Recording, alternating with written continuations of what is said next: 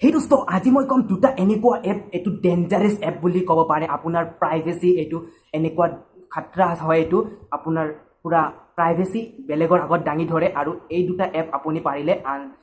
use নকৰিব আৰু এই দুটা এপ আপোনাৰ মোবাইলত ইনষ্টল থাকিলে আনষ্টল কৰি ল'ব কিনো এই দুটা এপ ডবলক ভিডিঅ'টো চাই লওঁ আৰু নমস্কাৰ ফ্ৰেণ্ডছ মই প্ৰভাকৰ আৰু আপুনি চাই আছে আসাম টেক ইনফৰমেশ্যন মোৰ ভিডিঅ'টো ভাল লাগিলে আৰু চেনেলটো ভাল লাগিলে সাবস্ক্ৰাইব কৰি ল'ব আৰু ভিডিঅ'টো ভাল লাগিলে লাইক এটা কৰি দিব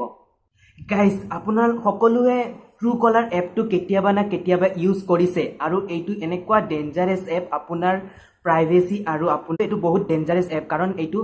এপৰ দ্বাৰা এইটো এপে মিছ ইউজ কৰে আৰু ইয়াৰ কাষ্টমাৰৰ ইনফৰমেশ্যনক বেলেগক বিক্ৰী কৰিব পাৰে ইনফৰমেশ্যন আৰু কোনোবাই এইটোৰ দ্বাৰা আপোনাৰ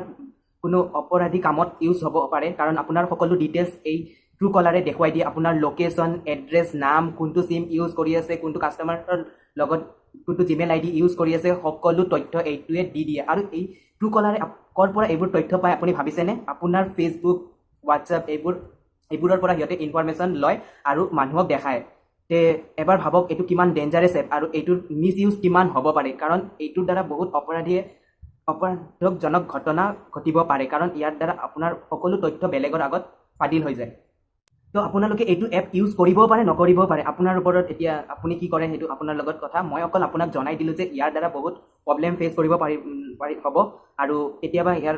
আপুনি প্ৰব্লেম পাব পাৰে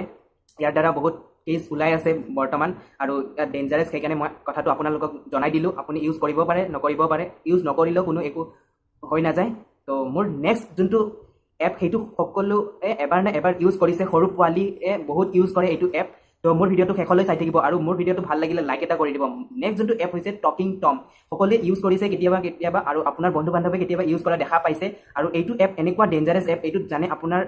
আপুনি যি কয় সেইটোৱে ৰিপিট কৰি দিয়ে কিন্তু আপুনি ভাবিছেনে আপুনি এইটোত এলাউ কৰিব লাগে কিছুমান বস্তু মাইক্ৰফোন যোনটো সেইটো অপেন কৰিব এলাউ কৰি দিব লাগে আৰু সেইটোৰ দ্বাৰা আপুনি যেতিয়া এপটো ইউজ কৰে তেতিয়া টকিং টমটোৱে কয় আৰু সেইটোৱে আপুনি যি কয় আপুনি সেইটোৱে কৈ দিয়ে কিন্তু যেতিয়া আপুনি সেই এপটো ইউজ নকৰে আৰু সেই এপটো এনেই থাকে কিন্তু সেই এপটোৱে নিজৰ কাম কৰি থাকে আৰু সেই আপুনি যি কথা কৈ থাকে সি কিন্তু শুনি থাকে কিন্তু এপটো আপুনি ইউজ কৰা নাই কাটি কেনে মিনিমাইজ কৰি কেনে কাটি থৈ দিছে কিন্তু সেই এপটো ৰানিং হৈয়ে থাকে আৰু আপুনি যি কথা কৈ আছে সেইটো সিহঁতৰ অফিচ যোনটো অপাৰেট কৰে সেই এপটোক সিহঁতলৈ পঠাই আছে আৰু ইয়াৰ দ্বাৰা আপোনাৰ প্ৰাইভেচিৰ মিছ ইউজ কৰিব পাৰে আৰু এইটো হৈছে কেছ সেইকাৰণে মই তথ্যটো আপোনাৰ আগত দাঙি ধৰিছোঁ আৰু